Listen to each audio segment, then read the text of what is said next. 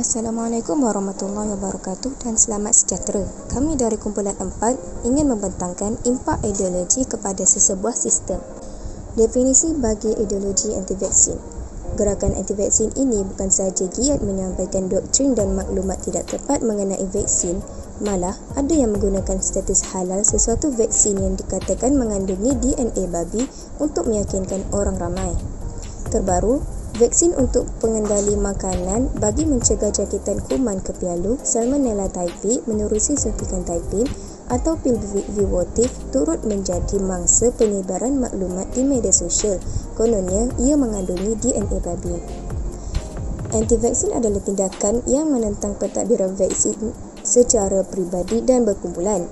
Pergerakan anti-vaksin telah muncul sejak vaksin dicipta walaupun saintifik telah menjelaskan bahawa vaksin adalah selamat dan berkesan. Latar belakang ideologi anti-vaksin. Golongan anti-vaksin pada hari ini bukanlah perkara baru. Sebaliknya, ia merupakan perkara yang sudah dikitar semula selama hampir 200 tahun iaitu dari abad ke-19 lagi. Sejak Edward Jenner memperkenalkan vaksinasi moden, kritikan terhadap vaksin tidak pernah berhenti selama 200 tahun lamanya. Biarpun selama 200 itu juga, vaksin sudah dibukti menyelamatkan banyak nyawa. Namun, masih ada yang sewenangnya menuduh vaksin merupakan agenda Yahudi, sedangkan mereka tidak tahu sejarah Islam dan vaksinasi.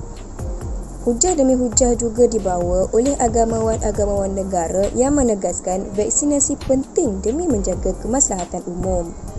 Isu anti-vaksin ini mungkin tidak akan diselesai dalam masa terdekat ataupun mungkin buat selama-lamanya. Antara impak anti-vaksin kepada sesebuah sistem adalah kebarangkalian untuk dihinggapi kuman berbahaya amat tinggi. Banyakkan penyakit berjangkit ini tidak mempunyai rawatan khusus dan boleh mengakibatkan kesan sampingan dan komplikasi yang teruk dan kekal. Pengambilan imunisasi dapat mengelakkan daripada dijangkiti pelbagai penyakit berjangkit yang serius yang boleh mengakibatkan kecacatan dan kematian. Masyarakat akan mulai takut dan bimbang akan keberkesanan vaksinasi. Pergerakan anti-vaksin semakin hari semakin berani menyebarkan ideologi mereka melalui laman sesawang terutamanya media sosial yang sangat mudah diakses oleh pelbagai golongan tidak kira tua ataupun muda. Tujuan komuniti ini ditubuhkan tidak lain dan tidak bukan adalah menangkis maklumat perubatan palsu serta memperbetulkan mitos atau fitnah dalam bidang perubatan.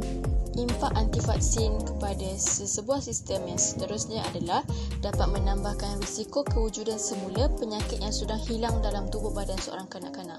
Jadi golongan ibu bapa terutama yang terpedaya dengan pergerakan anti-vaksin di negara kita lalu berkeras tidak mahu memberikan suntikan vaksin kepada anak kecil mereka.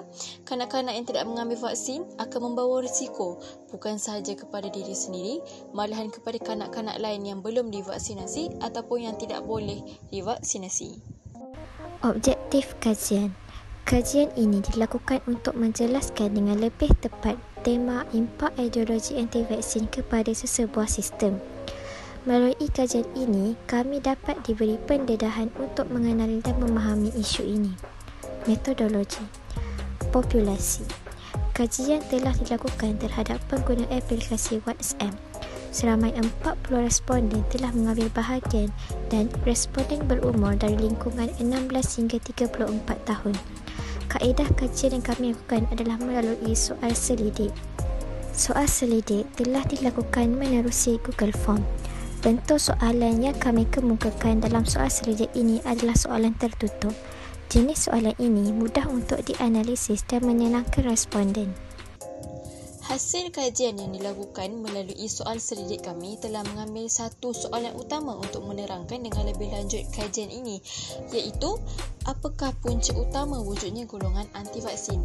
Jadi 12.5% responden telah bersetuju bahawa golongan ini tidak mempercayai pakar perubatan moden, manakala sebahagian besar berpendapat bahawa golongan anti-vaksin ini kurang memahami asal pembuatan, kesan dan juga kebaikan vaksin.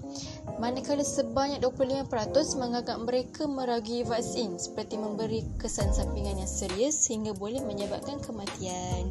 Kesimpulan yang kumpulan kami dapat capai hasil daripada kajian ini adalah vaksinasi merupakan salah satu usaha pencegahan kepada penyakit-penyakit yang boleh dicegah oleh vaksin.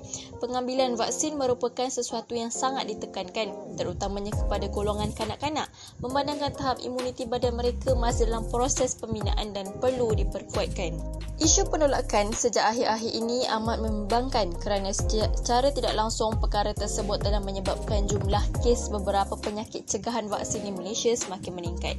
Ini merupakan satu cabaran kepada kita semua sebagai masyarakat ataupun komuniti perlu memberi lebih perhatian kepada masalah tersebut kerana masalah ini melibatkan bukan sahaja nyawa seorang pesakit, malah satu komuniti atau satu populasi di negara kita. Sekian sahaja daripada kumpulan kami. Terima kasih.